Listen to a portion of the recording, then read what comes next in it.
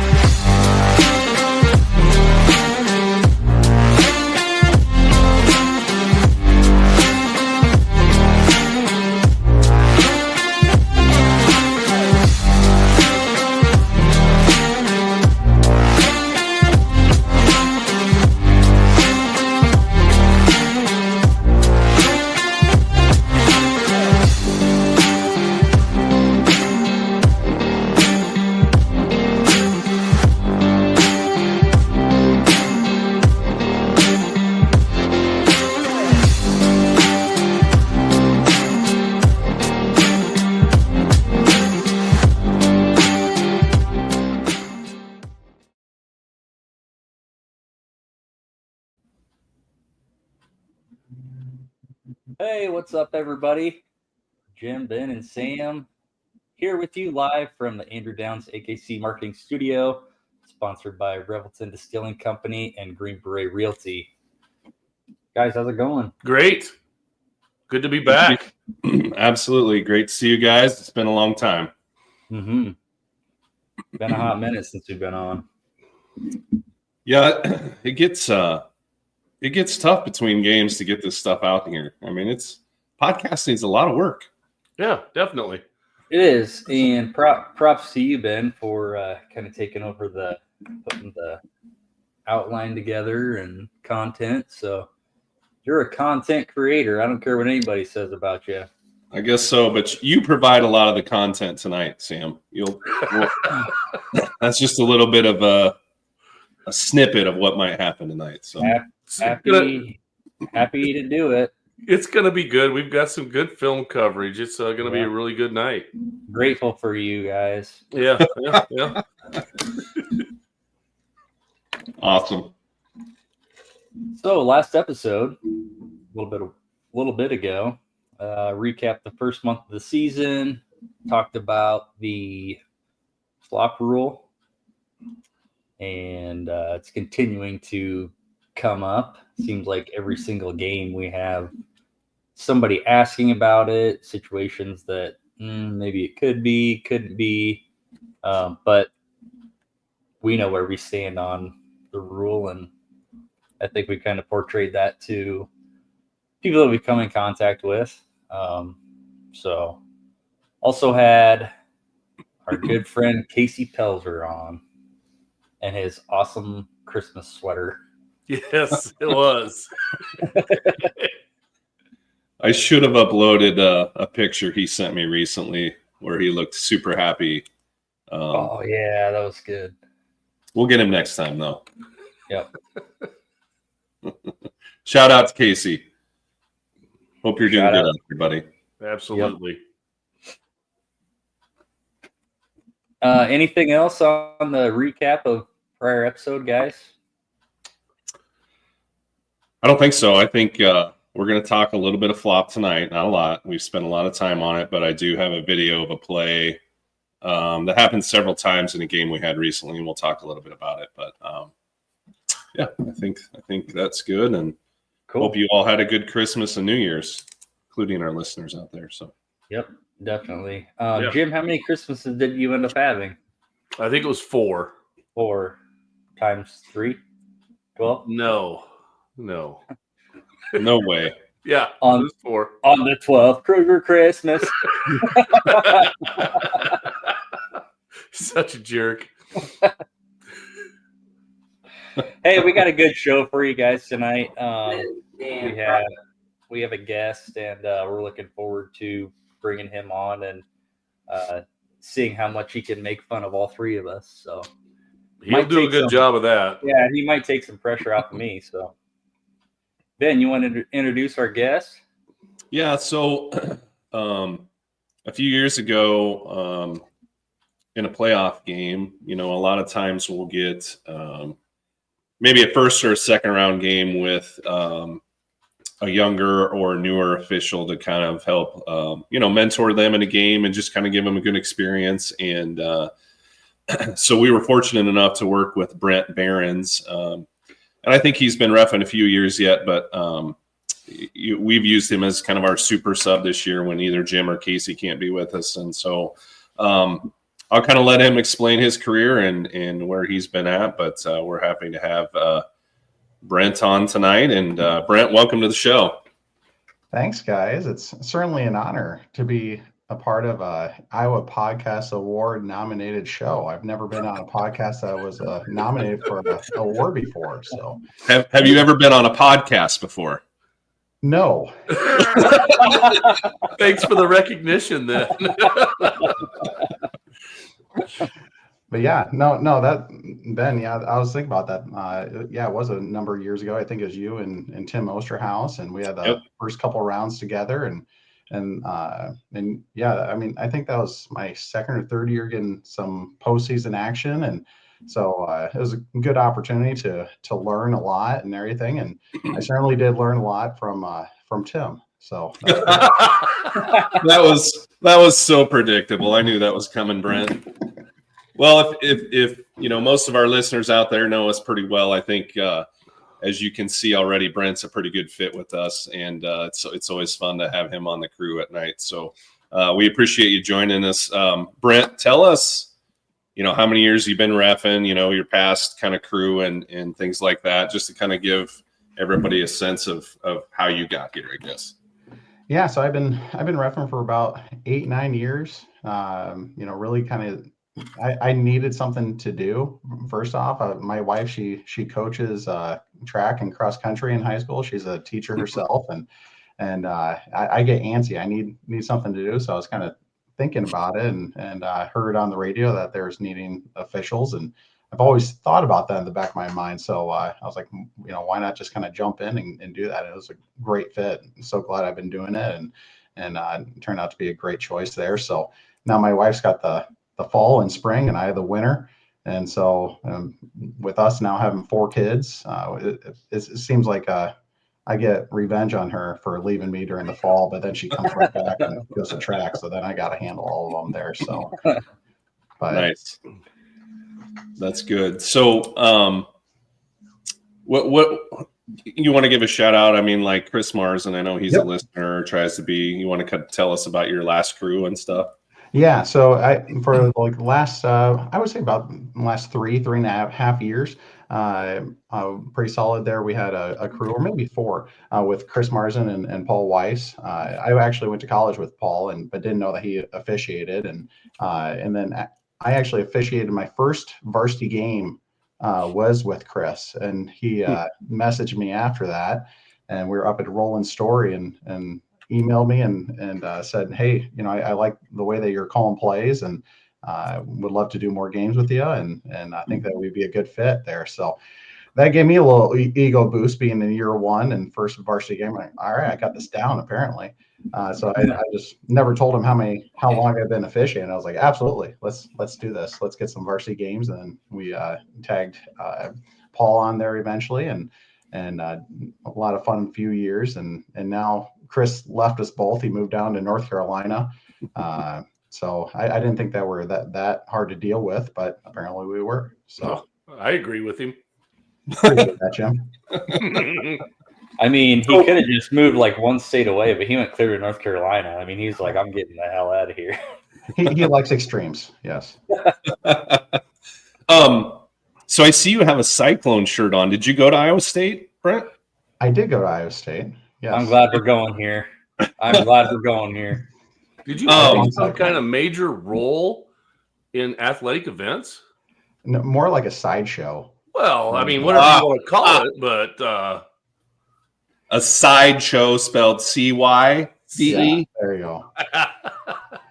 Yeah. So go ahead, tell us. Yeah, all 4 years. Well, I knew I was going to be going to Iowa State, and I played sports in high school, but knew I wasn't going to be good enough to play them in college and everything. But figure I was going to be going to the games anyway, and so I thought, well, what if I tried out to be Cy? So I had a little bit of experience when Carroll went to state my senior year for boys and girls. I asked the cheer coach, I was like, can I be the Tiger on the girls' road to state? She said, sure. And eventually they went to state, and the Des Moines Register interviewed me because how energetic and everything I was, and I was like, must be doing something right. So tried out, got on the squad, and did all 4 years. And like I said, I was going to be at the games anyway. I might as well have a whole lot of fun with it. And anytime I get a chance to make people laugh or kind of make their day. And the years I was there, Iowa State wasn't really worth a darn in anything other than women's basketball. So they kind of needed a side to boost their spirits a little bit there. That's awesome. Yes, it is. We've been trying to tell some coaches that are friends, out there that to call you Cy when they see you. But you couldn't talk as Cy, right? No. My family is still really surprised the fact that I was able to stay quiet for that long. Us also. Yeah. Hard to believe. But once you put the head on, it just kind of it's almost like a little mask. You don't even anticipate talking or anything there. So yeah. Was that football only, or was it basketball and stuff too? All sports other than like track or golf. Probably don't need people at golf, but yeah, I mean, did hockey for a couple appearances, and really, and yeah, people would pay for Iowa State or for Cy to show up there, and then had the pleasure and honor to do the Capital One Mascot Bowl my senior year, and that's right. Do some commercials and Today Show, Jimmy Kimmel, and it was a great opportunity. That's awesome. Yeah. So you've been on bigger things than Three Blind Refs podcast, obviously. Yeah. Yep. Well, I humble myself. Not very often. Obviously, I've tumbled down from my peak. Now that I'm here, yeah. Well, let me tell you this, guys. With Brent being Cy the Cyclone, he got more field time than I ever got. Oh, that's funny. You were in the locker room, though, down at Texas. You were telling me a story about being by the kicker with. Didn't McCarney invite you in? Yeah, Texas, there's no place for me to change, and McCarney always took care of the mascots. Anytime we walked in, we'd be carrying 2 giant red bags, and he'd take time to get out of his office and kind of chase us down and thank us for what we do, and which he was just a classy guy. But Brett Culbertson, the past Iowa State kicker, he actually lived on my floor, so I knew him pretty well. And Dan said, "Hey, why don't you just change with us?" And okay, I'll go ahead and do that. So I was looking around the locker room, and I'll try to find some familiar face. And apparently, no one wants to change by the kicker. So I buddied up next to him. So he's putting on his pads, and I was putting on the suit, and he put on his helmet. I put on my head, and then he stopped. He's like, I can't handle this. I need to leave. This is too weird. Didn't like getting dressed next to a big, giant cardinal. So, that's funny. That's good stuff. Yeah. Well, let's Brent, we're just gonna have you tag along tonight. We're gonna kind of talk about the last few weeks, and we got some fools rules to go over here. So kind of like we've done with Casey last time, we're just going to have you tag along, and we're going to make fun of you at some point, and I'm sure you'll give it right back because that's what you do. Absolutely. Try your best. So here we go. We've got like a month of games here, even with the breaks here that we're going to go back through. So let's start all the way back on December 19th. Sam and I ran down to Mount Air in Southwest Valley, and we needed a sub, so we ended up with Ethan Gordon that night again, and that was a fun night. It's always good to see Scotty Giles down there, AD, and we're going to bring him up here in a second too. But they always treat us so well down there. They have cones for us to park in, and student ambassadors come get us and take us to a room, and just the bag of food, and then they have their student ambassadors write us a little note, which I keep every time. So it's always great to go down there. Probably one of the nicest places to go, where they really take care of us, and honestly, the pay is some of the best in the state for the level of school. So that's pretty good too. So no complaints there. But so shout out to Ethan Gordon there. Sam, anything to say about that night? No, like you said, Ben, it's always fun, going to see Scott, and we know we're going to get treated well and fed well, and no complaints. Brent, weren't you just down there too? Yeah, I was just down there on Monday there. So it was, but like you said, Scott he just really takes care of you really well, and he was actually officiating the game before ours, the JV game. So I got to see him running up and down the court, and he let me know how much he was his legs were not ready for on Tuesday to be with you guys, but yeah, and he's also an evaluator. So I mean, it's just great to always just get feedback. Anytime you can get feedback and kind of find out what you're doing with that subconsciously, or those little mannerisms that they always do, they aren't always aware of. He points them out, and that's a great help. Yeah, for sure. I missed this a little bit ago, but Chris Marzin is listening.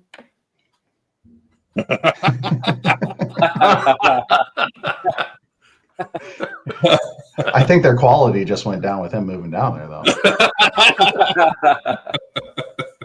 Love it. Oh. So then, our last game there before Christmas was the 20th and we were at Indianola, Norwalk. That was us three, the three blind refs. It was an interesting night. Norwalk girls are rated and kind of did their thing in the first game. The second game was challenging, to say the least, because there were lids on both buckets. I think it ended up 37-32 that night. And yes. I know at least one team shot like 20%. So those are tough nights, I think, for officials. Even when the teams are struggling, it can make us make us feel maybe like we had bad games, but you can't. What do you say, Jim? Can't polish a turd. I have said that before. but, anybody that's watched a game like that, when it's 37-32, and we're talking 4A boys basketball, that means that there's a lot of shots not going in. So we have a lot of rebounds, and we have a lot of action on rebounds. So there's something going on all the time. It was not the easiest game in the world to ref. Yep, for sure. Agreed. For sure. Just keep grinding through those games, guys. I mean, they're tough, and because the points aren't coming, it makes every call seem like it's a bigger call than normal too. Even though we have all sorts of those calls in normal games, but it's tough. So that's a good point.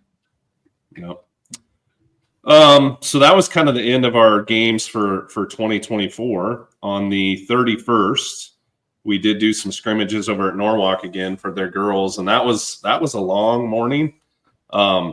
6 games. Was it 25-minute running clock and just 5 minutes in between? And Jim and Brent, you joined me there. Jim, you didn't join us the whole time, but no, I took a little break in that. Hydration is important when you're older. Hydration is always important. You're good at the dehydration. Yes. That was it was a lot of basketball, but it was fun. We got to see Earlham, Exira, Elkhorn, Kimballton, Audubon, Van Meter, Eddyville, Blakesburg, and Nevada, I think. Although we may have taken that Nevada game off, I think, if I remember. Yes. Yeah. So, but that was a good quality 3 hours to kind of spend getting back in after holiday shape a little bit, and had some good times that day. So.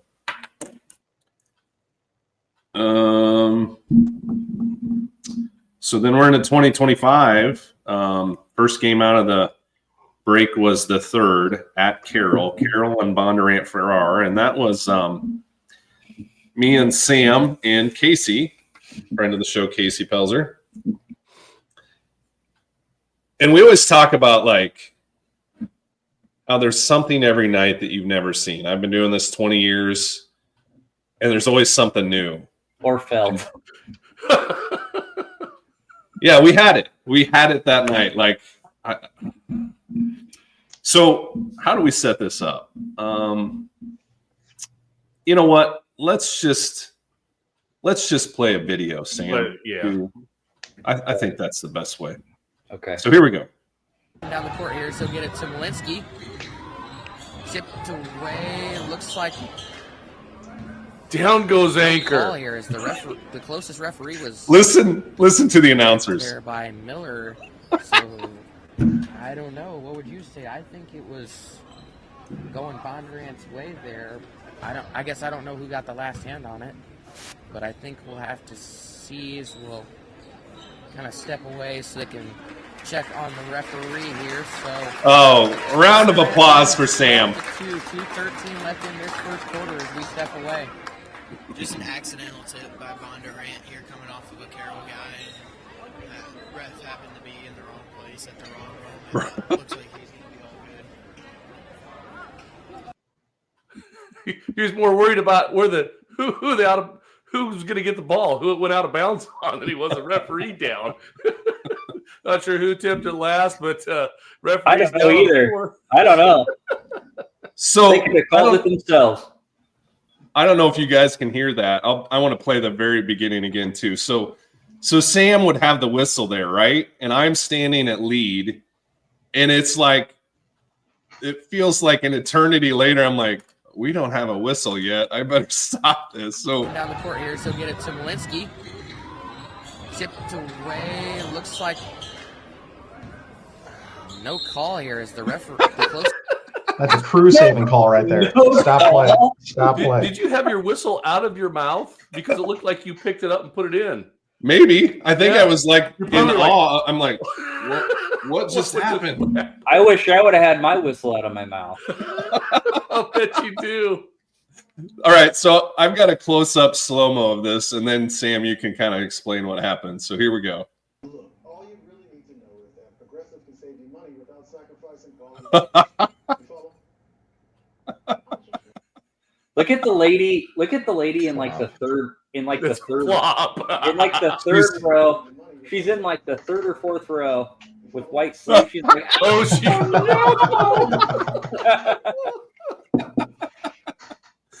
Oh man, that was.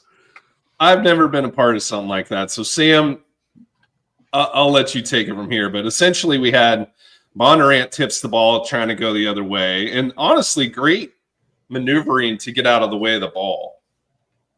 And then what happened? what you can't see from the clip is was it number 25? Was that his number 25? Yeah, I think it is He reaches for the ball. right there. And yeah, he reaches for the ball, and his hand hits my lanyard. So then I'm biting down on my whistle. Well, the force of him hitting my lanyard pulled my whistle out of my mouth. Well, it actually pulled one of my bottom front teeth. Like it was out at like a 45. And so I go down, and it seems like 10 minutes go by, and Ben's finally like, "Hey, what do you got, buddy?" I'm like, "No teeth." No, I think how you said it, I said, "Hey, are you okay?" And you're like, I said, "What's the matter?" And you're like, "My teeth."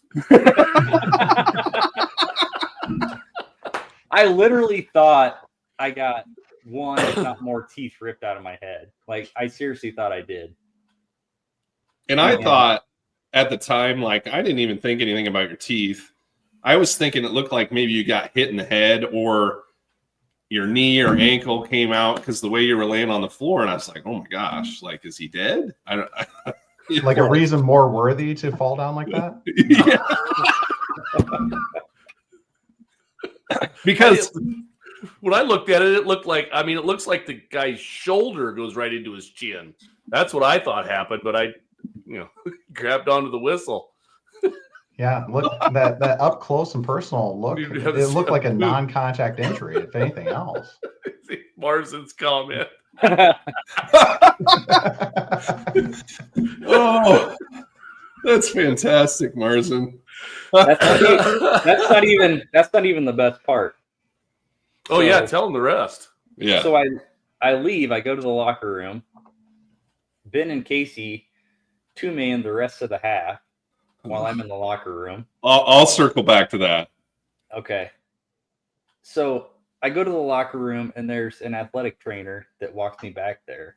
And Steve Schabel. Shout out Steve if you're listening. And Steve's awesome. And Steve's like, teeth are really out of my realm. And I'm like, yeah, I get it. I mean, you're an athletic trainer. And like a minute later, there's a knock on the locker room door. Door opens, and Steve goes, hey, we got a dentist right here. I'm like, no way. This is awesome. So I want to give a shout out to Dr. Brian Fleschner for coming to save the day.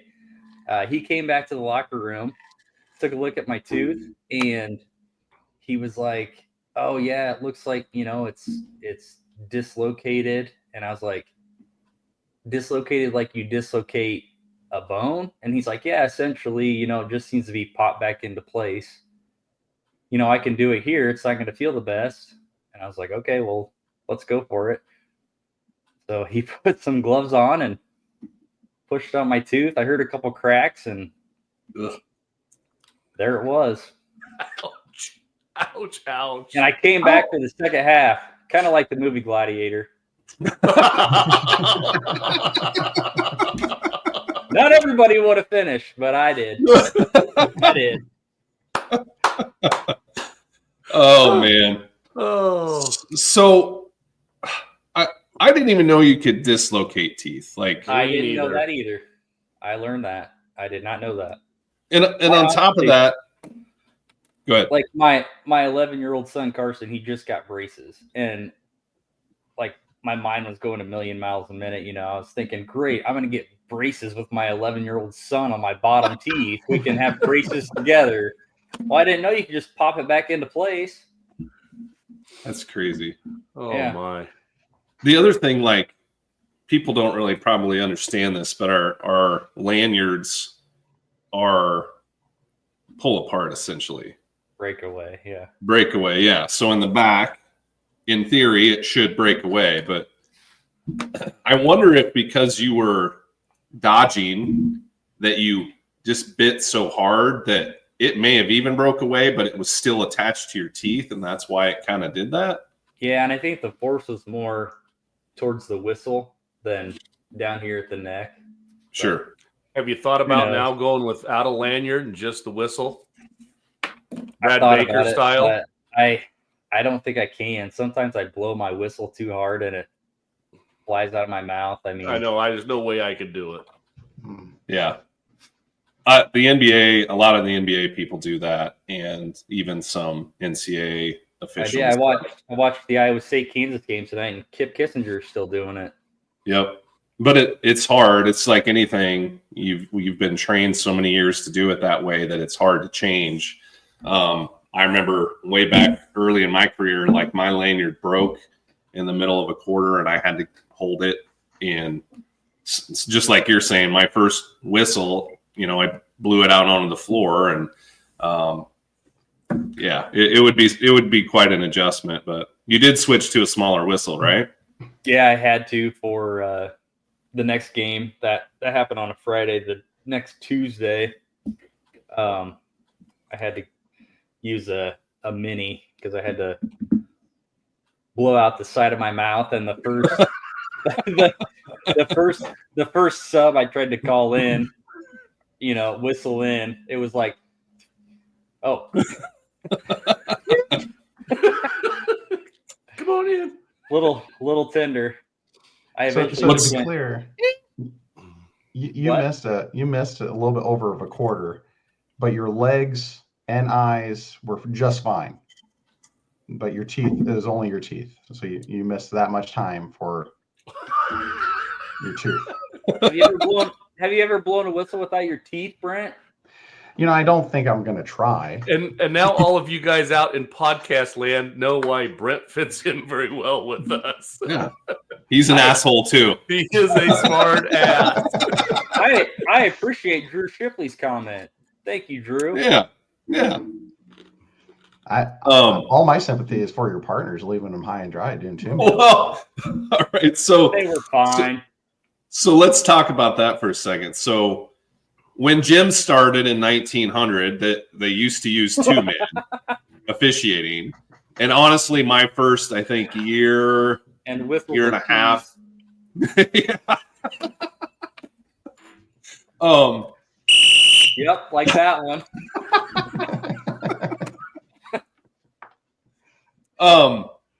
So I hadn't done 2-man mechanics forever. So, we were obviously sympathetic to you, and we're like, hey, you got to go, get out of here. We'll figure it out. So honestly, like, I knew enough to kind of know where I was supposed to be mostly, and nobody else in the gym was going to know. So Casey and I just kind of made it up as we went. But like, it took like half that second quarter for us to remember, oh crap, I have to look out here by the 3-point line, even when I'm at lead under the basket, because I have responsibility there. So it was just like, I'm sure we missed a bunch of stuff, but honestly, like, the entire crowd and both coaches were like perfect. I've never heard a gym so quiet in my life, because I think they were just understood the moment of like, oh shit, Sam is hurt and these 2 idiots have to do this by themselves. So it's funny. It's funny you say that, Ben, because I come back in the second half, and you talked about how the crowd was very understanding. Well, I make a call in the third quarter when I come back, and there's a fan that says, "That's terrible. You need to go back to the locker room." How rude! My tooth about fell out of my head. And wasn't he over there by the mom that was going like this? Yeah. Terrible. Well, I had some coaches in the conference and that say, oh, they liked the game better when it was a 2 refs in the game, because it just didn't seem as much was called. And I'm like, yeah, the reason you like the 2-man, because you got away with stuff on the weak side, people pushing each other, elbowing, so you didn't get those cheap fouls. Like you push kid 2 hands in the back and we get the foul, and you don't like that. But so 3 is much better on the court than 2. We're telling you that right now. Honestly, shout out to you, Jim. For taking a break during the Norwalk scrimmage. So Brent and I worked 2-man, so I had a little bit of experience before I was helping you guys out. Yeah, that's a premonition. Yeah, thanks. Well, part of I that, have ESPN. Part of the reason Jim needed a break probably. That's terrible. Sorry, Sam. Go ahead. I was just going to say, part of the reason Jim probably needed a break is because he's 59 and 363 365ths. Thank you. I appreciate you telling everybody that. Jim, are you repping on your birthday Friday with us? I am. Your 60th birthday. Wow. Yes. No place you'd rather be. Yeah. Yep. Started repping when I was 20, and now I'll be 60. I haven't reffed for 40 years. I've coached some basketball in between those stints, but yeah. Full. Now, Jim, I can't remember on an earlier podcast. So is there a reason that you're retiring other than your obvious other than your He didn't even get it out. other than your obvious geriatric state?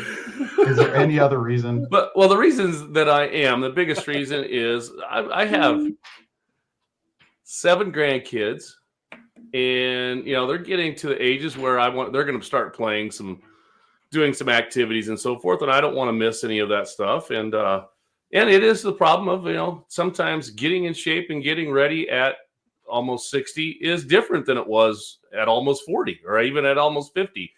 So I'm just kind of ready. Sometimes you just know just like I thought I was going to coach softball for many more years, and then all of a sudden it was just kind of like it hit me. It's like it's time to be done. So and I always say to people too, I don't want to be that guy that's out there on the floor refereeing, that someone in the crowd or other officials or coaches are going, man, he should have gave this up 5 years ago, and they might be saying it now anyway, but yeah. So I'm just it's just sometimes it's time to have an end to something, and this is it. And I'm pretty much I'm okay with it. I mean, I've got to ref with some really great people, excluding Brent. Oh, Sam and I are included. Well, yes, so far you are. No, really. I've there was a period of time where after I got into was coaching my daughters in high school, and then I got back into it, and I had zero partners basically to work with. So I was working with randoms every single night, and working usually back then 3 nights a week, Tuesday, Friday, Saturday, some Mondays, some Thursdays, whatever. I worked with, I don't know how many officials. I should have kept track, but I've worked with, it's got to be around 100 officials or more throughout my career, because in that 15 years, or 10 years of time, there were times where I didn't, in 1 year, hardly didn't work with the same 2 people in that year.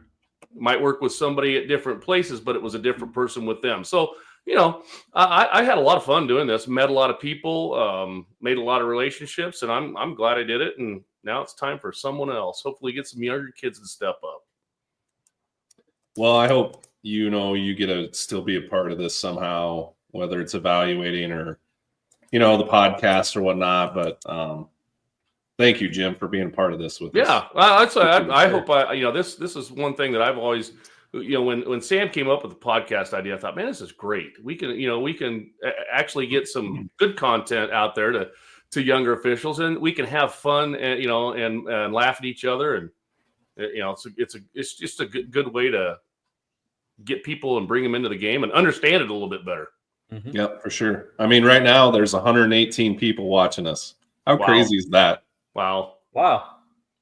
So that's probably Brent's family, Jim's family, and Sam's family, but it's fine. That's about as many people as usually watch the Bengals game all year.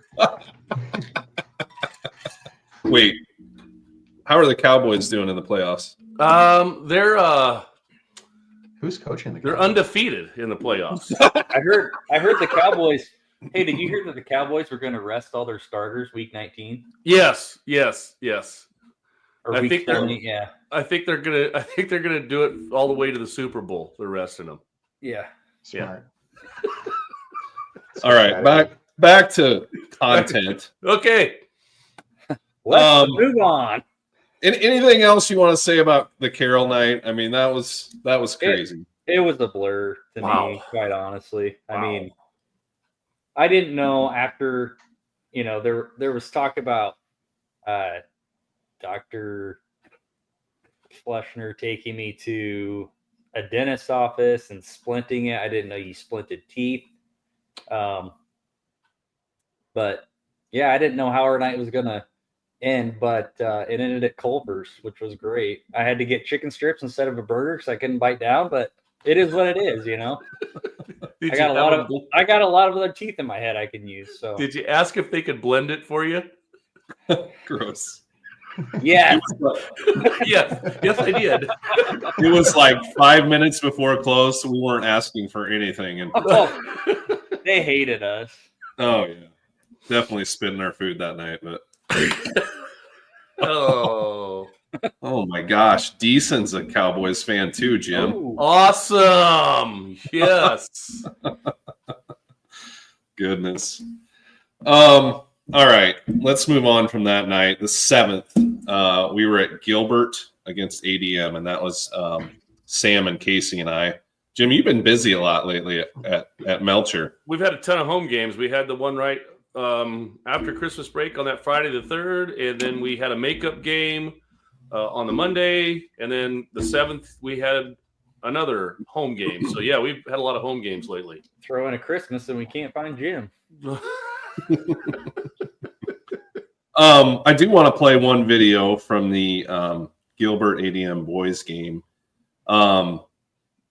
We spent way too much time on the flop. But I just want to show this video and kind of just have a talking point Morrison's about been here. hot.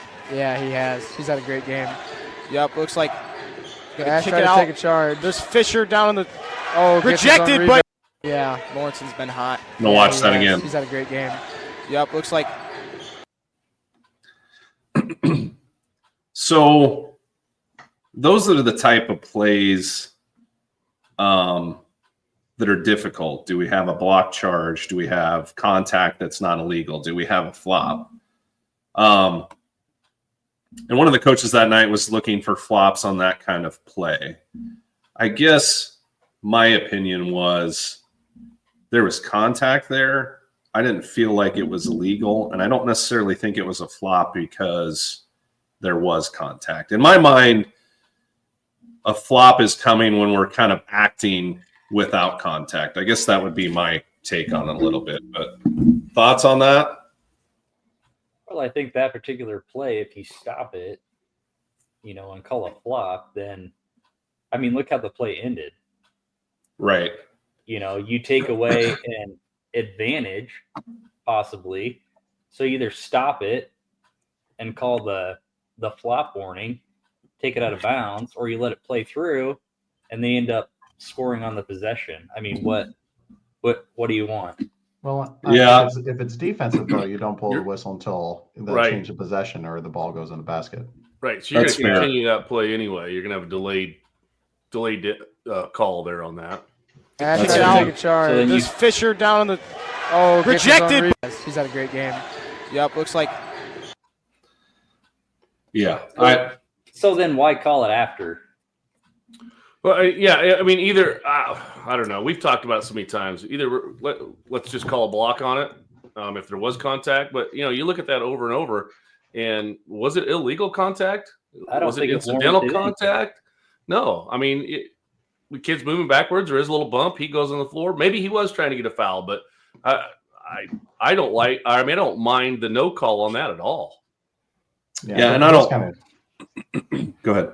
No, those kind of calls, and we just had one last night at BCG.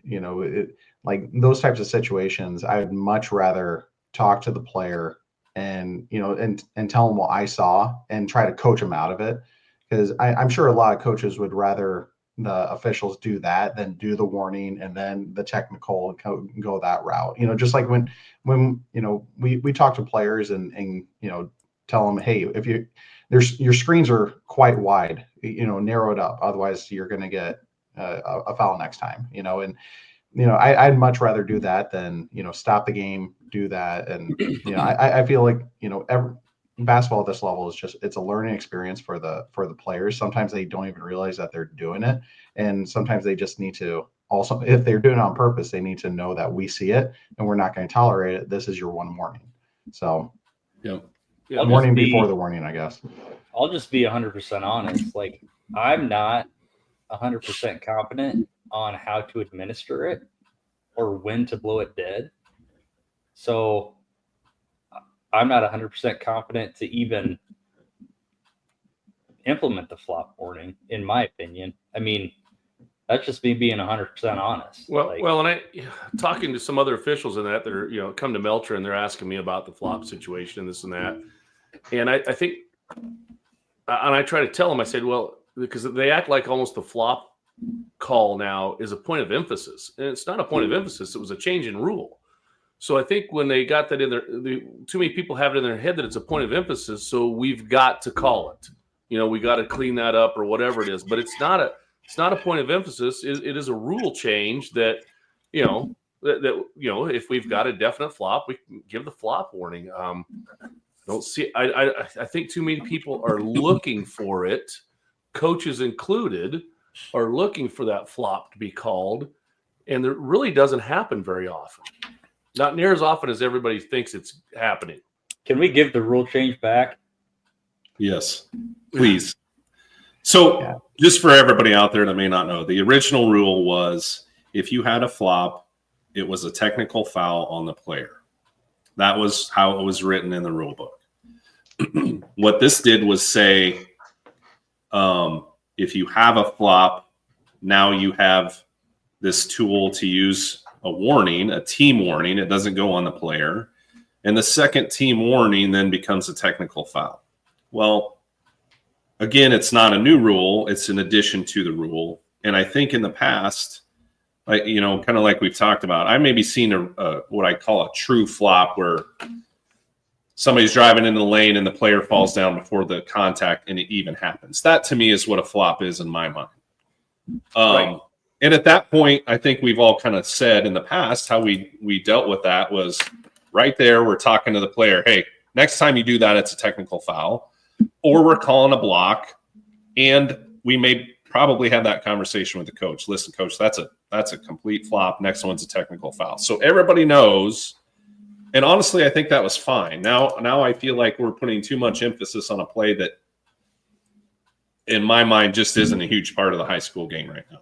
Totally agree. It's not a point of emphasis, you know. Like I say, I've had more conversations with officials at coming to officiate a game at Melcher Dallas with the flop call than anything else, and so that tells me that we're worrying too much about that than really probably more important things of the game. Yeah. Like Brent said, and Ben mentioned it too. Just it's preventative officiating. You know, go to the player, go to the coach, give them the warning. You know, to themselves. Yeah, and then you know if they do it again, then you gave them the warning. That's the technical. Yeah. Yep. Stay on your feet. Stay on your feet. Take the contact. You know, you can give them one warning on that, and you know if they do it again, you know if there was contact, call a block. I was with you early on, Sam, you know, just in terms of, okay, how do I if I'm going to do it, I want to make sure I'm doing it correctly. And, you know, the union and the association, I think it's on the association page. They put out that video on how to adjudicate it. And it's a good video, but then they put on essentially a flow chart for offense and defense because it's different. And, you know, I paused the video and took a screenshot and printed that off. And I brought that out every time because, you know, this year, you know, I'm doing a lot of floating with different officials. And when that does come up, you know, a lot of times people think it's one way, but then, you know, I bring that out. No, this is actually the way it's supposed to be done. But hopefully we don't need to do this. You know, and that's kind of my point of emphasis more than anything else. Hopefully we don't need to do this. Hopefully we can talk to the players, get them out of it before it becomes a problem. Yep. Jamie brings up a good point. It comes across as a point of emphasis because it's always talked about. Yep. Agreed. One other thing I'm going to kind of say about that. Let's move on from the flops because I'm tired of it, frankly. The bench at Gilbert, the ladies working at the table were fantastic, and with our new jackets, you know, with the podcast on the back. You know, the official scorekeeper, she was Googling it and looking at it. And she's like, oh, I'm going to have to listen to this. And I actually got a nice email the next day from another lady, I think, that works with her and sent us a nice picture. I forgot about that. I should have brought it. But anyway, shout out to them. They were great, took care of us. And it was nice to see a little bit of recognition for what we do. So anyway. Sam, did you confirm with one of the ladies at the table that your jacket is indeed a lady's? She asked about that. Actually, Brent, you've got a jacket that is kind of for our fill-ins. Is it also a lady's jacket? Yes. I think your guys's was purchased from like Under Armour or Puma, and Sam's and the backups was from like Lane Bryant. In order to. I think mine came from Temu. Thank God I got one over on some of you guys my last year. Thanks for not doing it to me, Jim. Well, I like you a lot better than Sam, Brent, Casey. I'm sorry. Hey, we're 45 minutes in here. Let's take a quick break, and then we'll come back and kind of finish what we're doing here. So okay, sounds good. Making great tasting bourbon requires the perfect combination of ingredients, conditions, and time. The longer it rests, the better it tastes. Revelton Distillery's new single barrel bourbon is made from 80% corn, sourced 100% from Iowa farmers. And unlike mass-produced bourbons, each barrel of Revelton's single barrel bourbon is unique, proofed on when it tastes best. As they like to say, it'll be ready when it's ready. And to ensure the highest standards of quality and flavor, owners Rob and Christy Taylor oversee the production and bottling. Every single barrel. Iowa born, Iowa aged, Iowa bottled. Try the new single barrel bourbon from Iowa's own Revelton Distillery. ReveltonDistillery.com.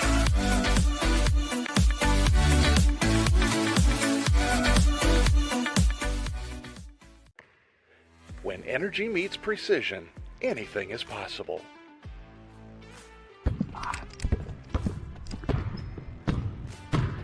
I'm Carter Hawley, the Chief Energy Officer of the Iowa State Cyclones. I'm full of energy on and off the court, but nothing gives me more energy than helping families find their dream home. And that's where Green Beret Realty comes in. They're more than just realtors. They're a team dedicated to getting things right for you and your family, just like we get it right on the court. No basket. Fouls on the floor before the shot. Out of bounds. Come on! Can you believe that? You can't take that away from me. That call was absolutely terrible. Are you guys cautiously trying to be this bad? I mean, does your mom not love you? Have you seen how old my partner is? My back hurts already from carrying him all night. And I've heard enough out of you. So you're gone. Fine. Jim, are you blind? Basket's good. We've got a three-pointer.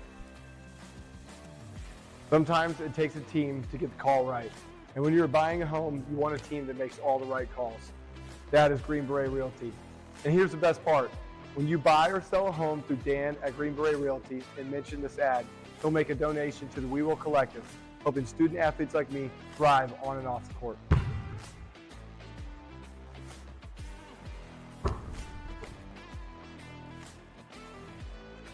That call's so easy, even we can make it.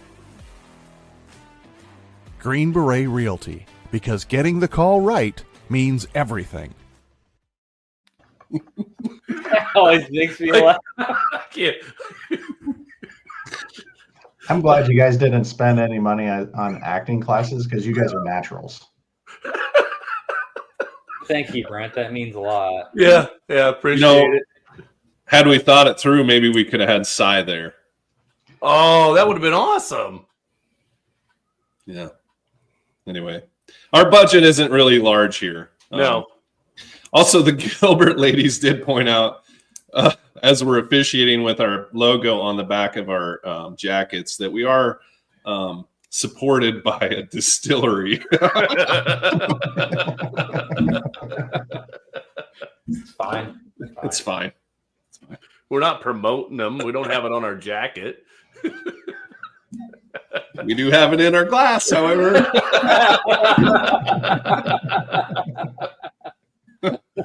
Oh. All right, let's continue down we got 3 more games here to go over. So the 10th, shout out to Chuck Britton for sending us to Dyke, New Hartford, which is just a hop, skip, and a jump from here.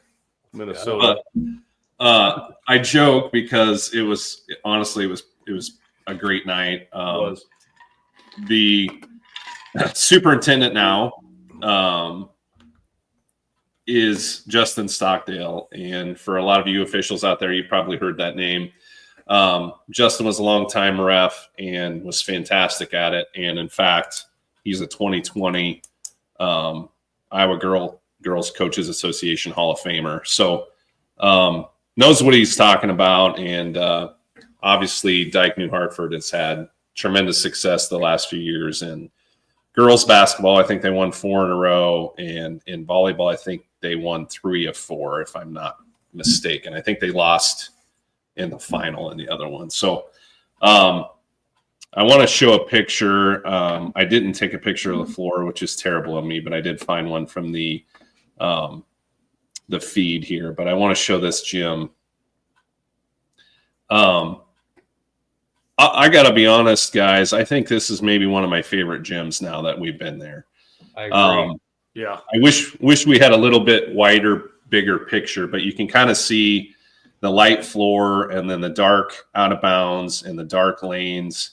And there's seating and bleachers on all four sides, and it's pretty big. And there's space. You can see kind of between the out of bounds and the bleachers, there's space. And they have the chairs, for the players and coaches to sit on, and they are not in the out of bounds space. So it doesn't take any of the space that we use. So like Justin and the people he worked with really thought that through and made a fantastic gym to work in, I think. So that's a sharp looking floor. It was nice. Yeah, I mean, very, very classy. I mean, if you look on the sideline over here on the right side of the bench there, you might see the back of a chair down there possibly. Yeah. Yep. You don't even see the chairs because they're off the floor so far that you don't have to worry about stepping on somebody's foot or the coach being right on you. It was a nice place to work. For sure. The other thing, and there was no sound that I could find on the video. This was just kind of a nice thing. Before they even announced the teams, they announced us as officials and had, some places have a nice speech about sportsmanship, blah, blah, blah, that nobody listens to. But they actually said, thank you for your time and your travels. Let's give the officials a round of applause. And the whole gym clapped for us. And I thought that was cool as heck. And I really thought, that's something. I think a lot of schools should use that because it was cool as heck. Yeah. So, I've been at a place where they asked for a round of applause for officials, and you could hear the two people. Well, you weren't with us that night, so that's probably why the whole gym clapped. True. I do have a tendency of bringing people down, but I mean, those floors and gyms. That's where I kind of really geek out. Of every school, each school has their own kind of character and their gym. Each gym is absolutely different, and that's one thing I love checking out there. So now I kind of want to go up to Dyke, New Hartford. I mean, it's a trip, but I totally these schools. Well, Totally Chuck, you heard it. Send Brent. That's right. It was worth it, Chuck. You can't send me there next year, so go ahead. Please do it on a Friday. Please on a Friday. Yes. Yeah. Definitely. That was a good night too. Gladbrook Rhinebeck was the opponent, and I think their girls were ranked, and it was just a fun night. I think they're kind of rivals, so it was competitive, and it was just a fun night, and appreciated Justin's feedback afterwards, and so it was great to go for sure. So I wanted to add that comment here real quick from Jason Ogden, Molten Udell's girls coach. There you go. That would be nice. Yes. Thanks, That's Jason. a great idea. Yeah, for sure. We ought to do, Jim, don't you have like a list of like the 10 most missed calls or misunderstood calls, right? I believe so. Yes, I do. Yeah, Just make sure that the Revelton Distillery logo is at the bottom. Here, take my card. Oh, look at this. Oh, nice. Yeah. Somebody wants me. Yes, that's nice. Not many. All right, let's. Chris. Chris sets the standards real low. That's really what that is. Oh, I was going to show one more thing here. Again, I didn't take a picture, but I did find this. They had added on to their weight room at the time of this too, and it was fantastic. I know that doesn't really do it justice, but it was cool as heck to see, and just the sport they have for their athletics is tremendous. So the attention to detail in that weight room was awesome. Yeah. Yep. And the rules about the logo has to be up at 12 o'clock. The logo has to be at 12 o'clock. If one's out of place, that doesn't fly. Yep. I mean, really, it's the little things, and they've been great in athletics, and it starts in the weight room, and they're a prime example of that. For sure. Yep. For sure. All right. And then this past Saturday, Jim and Brent and I, Sam didn't join us. He was chasing kids in Pella, I think, that day. We were at Central Decatur versus Davis County. I do have a couple videos from this, Brent. Awesome. Can't wait. How do you feel your day went? it started off good. I was the only one smiling out of all three of us. You I were was in a for the very most chippy, part, yeah. happy mood there for a long time. So I would say the first game was a little bit rugged. Yeah. Just had a lot of. It was a little gross. How about that? Yeah, and a lot of too many questions. Yeah. Or comments. Yeah. So I wasn't having the most fun I've ever had. But then we get to the boys' game. Boys' game at least had some flow. Yeah. But somebody got angry who was happy before.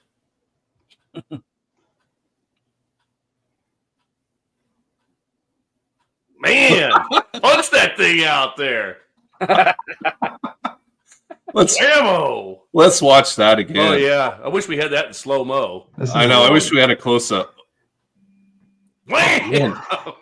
Did you throw your arm out? How does your shoulder feel? That was a little aggressive, I guess. Woo! This must be a South Pole elf. Now context is an important thing in this situation. I'm a happy cat on the court until players' behavior starts going south and there is a potential for a fight or injury because of very aggressive fouls. And that was very aggressive. That was like a slap almost. Well, there was one call that I had that I was contemplating doing an intentional. But I mean, he was going for the ball, but it was it came out to be just a hard foul. And I watched that over later on there too. But I mean, this was a situation where one team they didn't care if they fouled. They didn't care if they fouled out. And I don't like to play in those games because it muddies it up, makes everything look bad. And that's the It trigger. turned into a very aggressive mechanic. Oh yeah, yes, it was. All right, so I might have the next play on video as well. So this is literally the play after you were angry. That's literally the next one. It doesn't have sound, but Jim, you can kind of narrate. You want me to narrate it? Absolutely, I do. All right, here we go.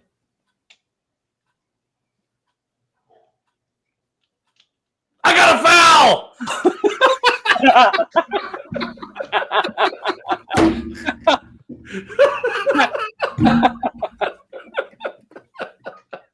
So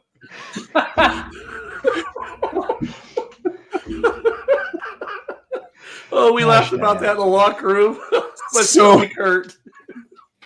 So Brent's back here at trail, way away from this play, still angry. And clearly we do have a foul. I got a foul! It was like dead silent in the gym, and he literally yells it out. I got a foul!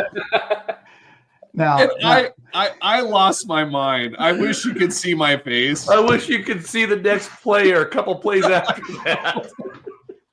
Because Ben has a foul on the baseline. And I'm in the C, so I come to replace him. I come by him, and I said it not real loud, but loud enough. I said, "Hey, you got a foul, Ben?"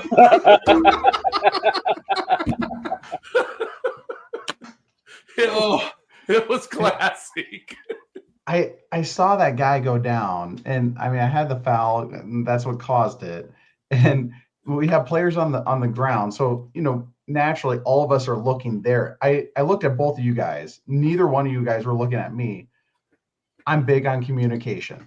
Okay, big on communication. Clearly. Want to let you guys know that it's not a travel, not a violation. We're going to be shooting free throws on Yeah, you're good at communication. I think the concession stand people heard it. I was not self-aware enough to know how loud my voice carried. And, This is the stupid stuff that we laugh about. Like, it's the stuff that keeps us doing this at night in and night out, right? Like, it's probably the dumbest thing to people that don't know what we're doing, but oh my gosh, it was funny. Yeah, so this I will be didn't even something. realize it was a thing until we came back to the locker room. Oh, it was hilarious. So yeah, because Ben and I were having fun with it beforehand, but this will probably be one of those things now that we do pregame. We say, okay, whoever yells "I got a foul," the other two have to buy drinks. Yep. Yep. Yeah, I can't wait. Oh, good stuff. Pella on Friday. I got a foul.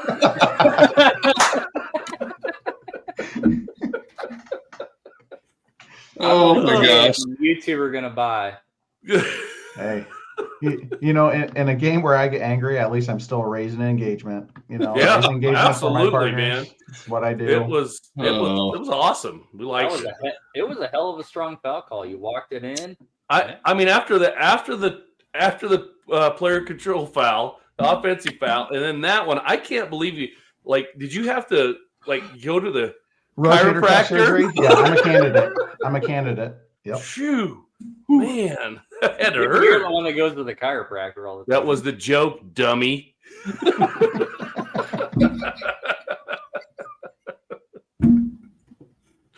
Oh, hey, Jim, you're done.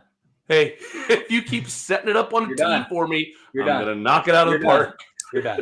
Okay. Jim's kind of on fire tonight. I mean, he's almost 60, so he better get it in while he can. It seems like Sam's getting a little sensitive too. Oh, he's been told that before, so has Ben. I haven't.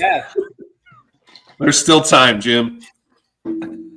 I do want to shout out to Zach Clark and Bonnie and Guy down there at CD for taking care of us. I think Bonnie, first off the hugs, but then I think she was in twice with candy bars. We got a bag of freaking awesome cookies from somewhere in town. Chili's. It was from the pizza place. It was from the pizza place. All right. Did you get the pizza? Yes. Yes. Oh, yeah. Man. Another whole pizza that was fantastic. So, yeah, shout out to them for taking care of us for sure.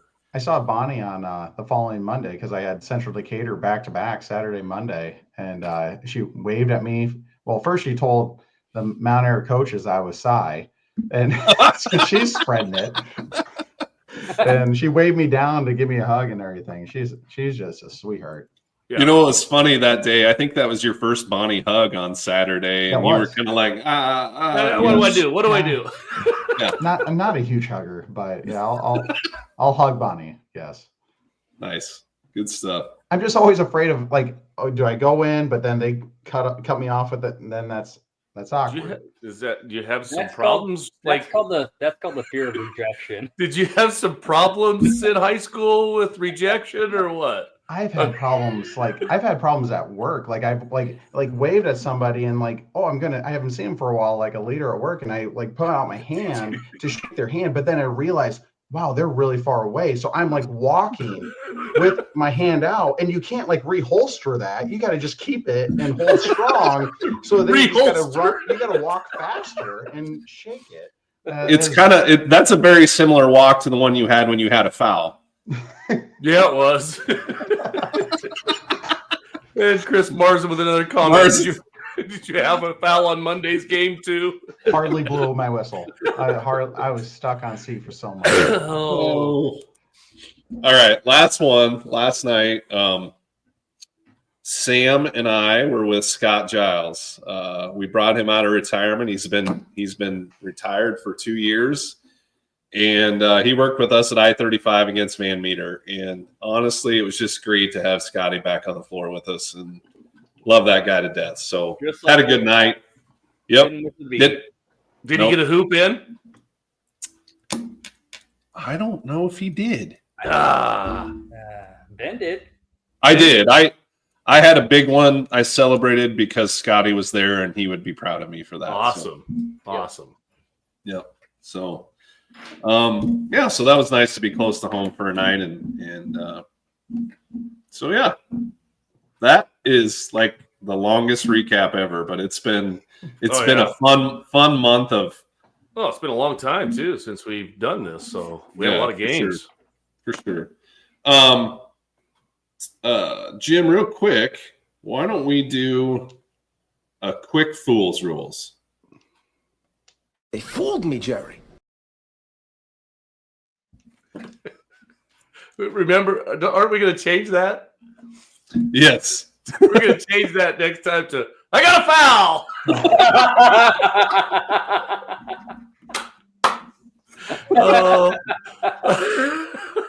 I'm still hunting for the audio, so I'll see what I can come up with. Okay, so the first one I want to talk about, because a coach came up to me. I'm not going to mention his name, but good guy. And he's talking to me about, he says, can I ask officials questions, during the game? And I said, absolutely. I said, we really like questions appropriately,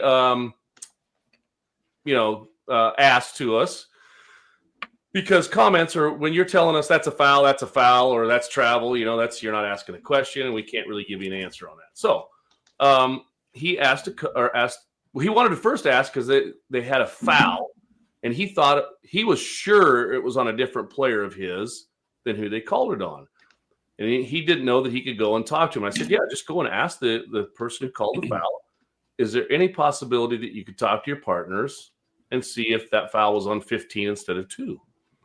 And they may or may not do it, but, if they say, no, I'm 100% it was on whatever, then they go on. But you can ask them. And then he said he asked the same official about a player control foul. And he said that the defense wasn't set. How many times do we hear that in a game where the crowd yells, he or she wasn't set? The coach will yell it. He wasn't set. And, so we have to talk about legal guarding position. So at some point, the defender has to have both feet on the floor facing the opponent, and that is legal guarding position. After that, they can move backwards, laterally, side to side, and they can have 1 foot off the floor, both feet off the floor, and they still have legal guarding position. And if the offense makes forcible contact, it is a player control offensive foul. We don't have to be set. Everybody thinks that the defensive player cannot be moving at all when the offensive player makes contact. And we hear that all the time. And I think we've even talked about it before, probably last year on the podcast, but we don't have enough people that understand that yet. We could have a player who is got legal guarding position underneath the basket. Offensive player comes driving down in the lane. Kid jumps up, straight up, verticality, and we have a collision. And what are we going to hear from the most people? He wasn't set. He didn't have both feet on the floor. He wasn't set. Well, it's still the offensive player, offensive foul on that. So I think that's one that's it's misunderstood by many people. It was actually, I assume a lot of our listeners were watching the Iowa State game. I think under 4 minutes to go, there was that exact play. And kudos to Jay Billis for saying he did not have legal guarding position and went against Iowa State. And I thought, wow, that's good that he knows what he was talking about on that play. Yeah. So Right. Yeah. And the other question I get asked on that a lot of times is, how long has that been a rule? all Forever? of the times. Forever? It's 1900 when Jim started. Jim wrote it. Yeah. The author. If you see the little, I think the stone tablet's still there when he did it, right? Oh. So hey, real quick, Scotty did not have a hoop. Oh man! But he also had fun. That's awesome. All right, you want to talk about front court, back court, because we've heard about this lately too. We had this up at Dyke, New Hartford, and I believe it was in the first half. Dyke was, or no. It was in the had to be second half, because Glidebrecht was bringing the ball up the floor. Kid steps across the half court line and steps back, and the whole. Actually, no. I'm wrong on that. It would have been first half, because Dyke was New Hartford had the ball, and the Gladbrook Rhinebeck crowd went crazy. It was over and back. And we have to understand the over and back rule. There's some different things to it, but we have to have, when we're bringing it from back court to front court, all 3 points, both feet and the ball, must be in the front court before you are establishing front court. If you have an established front court position, we can go back. We can dribble the ball over the line. Neither feet goes over. Come back and dribble in the backcourt. But we've got once we get both feet over, then the mid-court line acts just like an out-of-bounds line for the offense. If they touch the line, they go across the line, then we have an over and back, or what we would say is a backcourt violation. Another one on that I'll go through before we kind of want to talk about it is, if we have the offense is taking the ball out of bounds in the front court, throw the ball in, it's touched in the front court by the offense, not possessed, but touched, goes in the back court, the offense can still get the ball, and it's not a violation. And you'll hear that too, where they touched it in the front court and they, went back and get it, and that should be, over and back. It is not. So that's another one that gets misconstrued. I think it's good to review these two because I've had a state championship coach that may or may not text me till 1 a.m. after I'm kind of digesting a game, asking about that exact play. He's like, I had somebody get both feet over and was still dribbling in the backcourt, and it wasn't over and back. And I'm like, yeah, that's correct. Right. So he may or may not be listening right now. So awesome. Oh, I think he probably is, isn't he? I mean, I think he's commented once already, right? He has, in fact. So the other, I forgot to clip this play, Jim, but at Dyke New Hartford, we also had a play, again, just to kind of review, where loose ball and somebody grabbed the ball and slid probably 4 or 5 feet. Jim, is that a travel? Absolutely not. Okay. Thank you. So once they dive and it can slide, if they can slide 50 feet on the floor, we have nothing until they stop. It was midnight, Jamie said. It was not. It was almost 1 a.m. Jamie knows no time. I don't know if Jamie even sleeps. So yes, once they stop, then basically they establish a pivot foot, and they can't flip over to their back, or if they're on their back, they can't flip over to their stomach, and they can't move their feet. You got to pass the ball from that point, or they could start a dribble and get up from that point, but they can't stand up with the ball, or then we do have a travel. But sliding on the floor is not a travel when you are diving for a ball. Yep. Thought it was good to review those. Good, yeah, good absolutely, Jim. Stuff that we're hearing as we continue to officiate here. So, all right. So, upcoming schedule. We're kind of getting to the end here. We'll be in tournament play before you know it. But Friday night, like we mentioned, we're going to be at Pella DCG. Sam and Jim and I, and that will be Jim's 60th birthday. So we hope he makes it through the whole game. Find out where the AED is, please. Oh, we always do. I already called ahead. They're